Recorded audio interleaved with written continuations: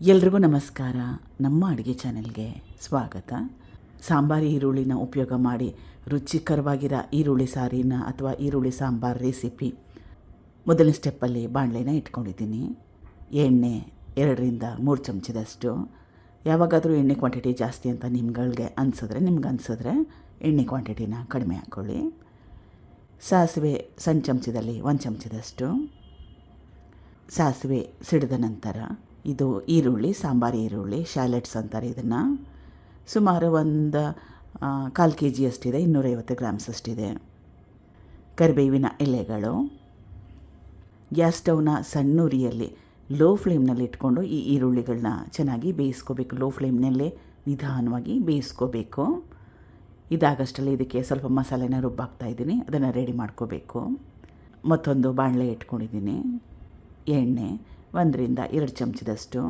ಧನಿಯಾ ಅಥವಾ ಕೊತ್ತಂಬರಿ ಬೀಜ 1 ಟೇಬಲ್ ಸ್ಪೂನಷ್ಟು. ದೊಡ್ಡ ಚಮಚದಲ್ಲಿ 1 ಚಮಚದಷ್ಟು.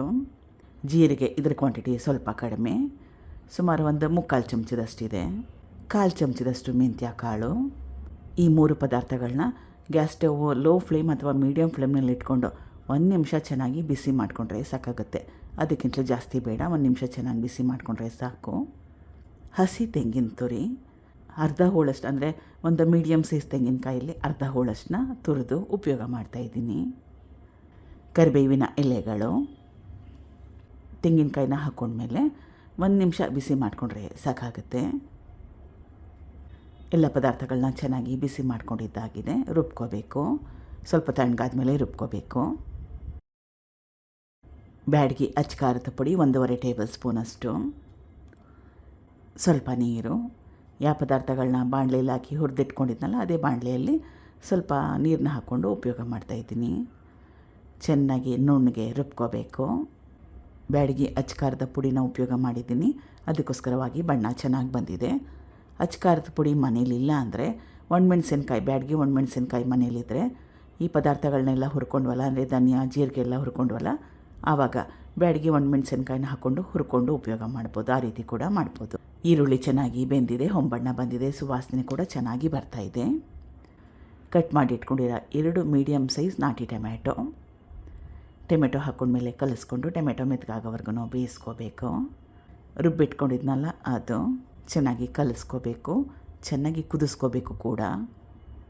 ರುಬ್ಕೊಂಡಿರೋ ಮಸಾಲೆ ಹಾಕ್ಕೊಂಡ್ಮೇಲೆ ಚೆನ್ನಾಗಿ ಕುದಿಸ್ಕೊಂಡ್ಮೇಲೆ ಬೇರೆ ಪದಾರ್ಥಗಳನ್ನ ಸೇರಿಸ್ಕೊಂಡ್ರೆ ಒಳ್ಳೆಯದು.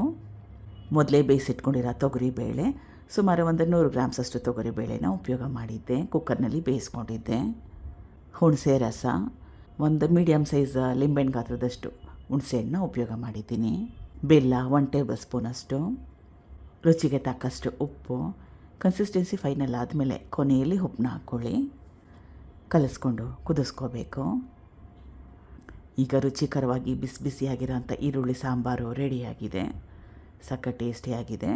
ಇಡ್ಲಿ, ದೋಸೆ, ಅನ್ನ, ಉದ್ದಿನ ವಡೆ ಎಲ್ಲದ್ರ ಜೊತೆಲೂ ಚೆನ್ನಾಗಿರುತ್ತೆ. ಒಂದು ಸಲ ಈ ರೀತಿಯಾಗೊಮ್ಮೆ ಟ್ರೈ ಮಾಡಿ. Thank you for watching. ಧನ್ಯವಾದಗಳು.